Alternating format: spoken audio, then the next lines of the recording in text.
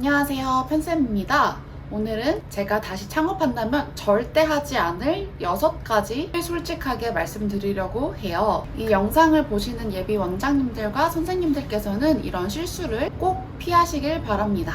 첫째, 급매물이나 소송에 휘말린 상가는 피하기. 임대료가 저렴하다는 장점 때문에 입주를 결심을 했고 계약까지 했는데 알고 보니 전세입자의 문제로 인해서 소송에 걸려있던 상가였기 때문에 저렴했던 거고요. 인지는 하고 있었지만 나에게 큰 피해가 오지는 않을 거라고 생각을 해서 덜컥 계약을 했는데 임대인이 협조를 해주지 않다 보니까 오픈일은 다가오고 인테리어 공사를 들어가는 것까지 협의가 안 되고 협조적인 태도가 아니었기 때문에 굉장히 오픈 전부터 진을 뺐던 그런 경험이 있어요. 제가 통제할 수 없는 상황 때문에 정말 스트레스를 많이 받았었어요. 아무리 싸더라도 문제가 얽혀있는 물건이라면은 절대 입주하지 마세요. 그래서 급매물 그리고 소송에 휘말린 상가는 꼭 피해주세요. 둘째, 인테리어에 과도한 투자하지 않기. 센터를 점점 더 고급스럽게 내가 원하는 만큼의 퀄리티로 만들기 위해서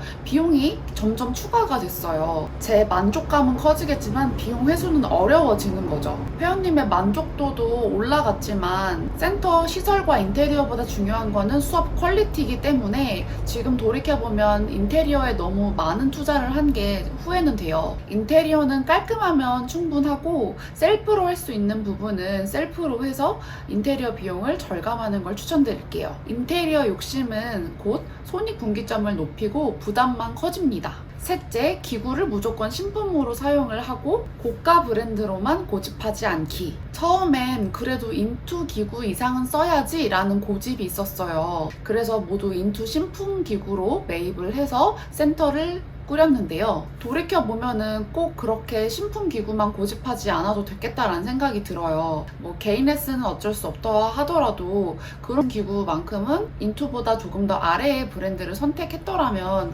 기구에 들어가는 비용이 절반 정도로 절감이 됐던 부분이 있었기 때문에 초기 투자 비용을 좀 줄이는 방법을 좀 더 고려해본다고 했을 때 전부 다 신품으로 채워 넣었던 것, 그리고 인투 브랜드 이상 고가 브랜드만 생각했다는 점은 아쉬운 부분으로 남아요. 네 번째, 폐업 가능성을 고려하지 않고 오픈을 한 것. 창업을 할 때는 무조건 이 센터를 성공시키겠다. 최소 3년 이상은 버티겠다라는 마음으로 뛰어들었는데요. 그런데 세상 일이 내 맘대로 되는 건 아니잖아요. 내가 상권 분석을 제대로 한 게 아니라는 그런 결과를 얻어서 예상했던 것보다 훨씬 빠르게 센터를 매매를 했어야 했는데요. 폐업도 하나의 시나리오로 두고 계속 운영을 했다면 제가 그렇게까지 정신적으로 스트레스를 받고 압박감을 받진 않았을 것 같아요. 왜냐면 끝이 있다라는 어느 정도의 생각을 갖고 운영을 하는 것과 끝이 없고 나는 계속 이렇게 열심히 해야 하고 계속해서 운영을 힘들게 해나가야 한다라는 생각이 있는 것과는 아무래도 차이가 크니까요.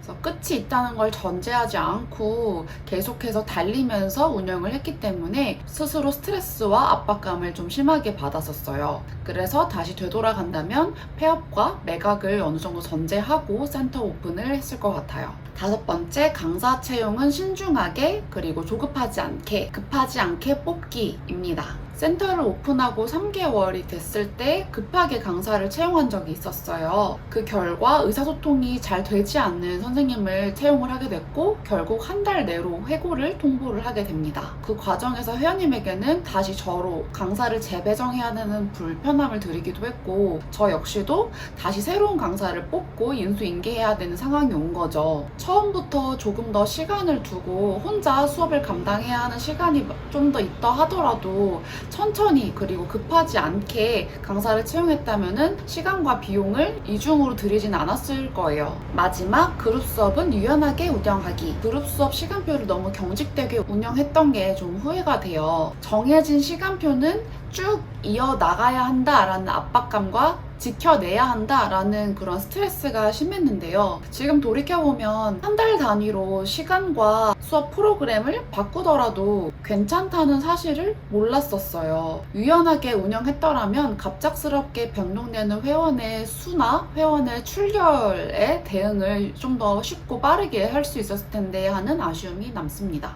오늘은 제가 직접 겪었던 실패담에 대해서 공유를 해드렸어요. 정리하자면 첫째, 급 매물 소송건에 상가는 피할 것, 그리고 둘째, 인테리어 과투자 금지, 셋째, 기구는 합리적으로, 넷째, 폐업 시나리오를 고려하고 전제해서 오픈을 할 것, 다섯째, 강사는 신중하게 채용할 것, 마지막, 그룹 수업은 유연하게 운영을 할 걸 하는 그러한 6가지의 정말 다시 창업한다면 하지 않을 것들입니다. 제 실패담이 여러분의 시행착오를 줄이는 데 도움이 됐길 바래요. 오늘 영상이 유익하셨다면 좋아요, 구독, 알림 설정까지 부탁드려요. 9월 말에 출시되는 센터 창업부터 양수, 양도, 매매까지 매뉴얼처럼 구성된 가이드북이 출시되니까 많은 기대 부탁드려요. 그러면 오늘 영상은 여기까지 할게요. 감사합니다. 안녕.